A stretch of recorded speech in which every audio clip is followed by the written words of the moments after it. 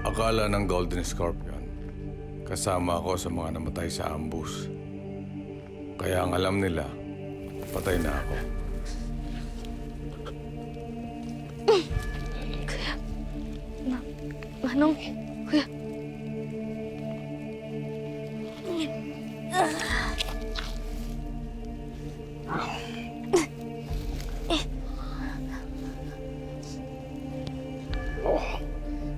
Ano bang ginagawa mo rito?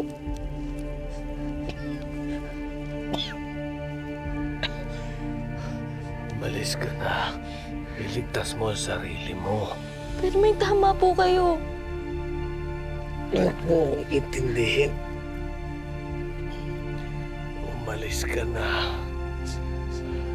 At huwag ka nang babalik pa sa lugar na ito.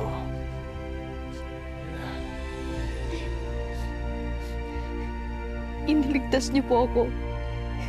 Hindi po pwedeng iwan ko lang kayo dito. Alam ko pong hindi kayo kasing sama nila.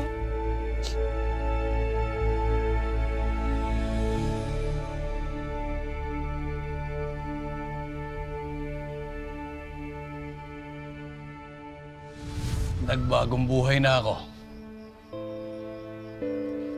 Naging ama ako kay Vanessa at kay Neneng. Pakiramdam ko, binigay sila sa akin ng Panginoon Diyos para makabawi naman ako sa mga naging kasalanan ko sa mundo. Ibig sabihin, kilala mo kung sino ang leader ng sindikato. Pakikiusap ako sa'yo. Tulungan mo ko mahanap sila.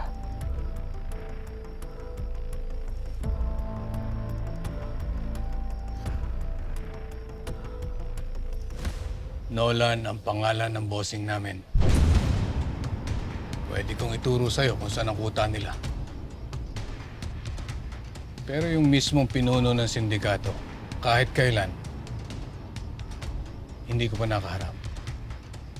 Senyor ang tawag sa kanya.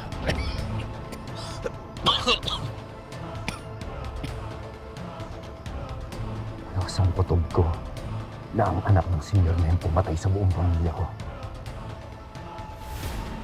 Magbabayad silang lahat sa akin.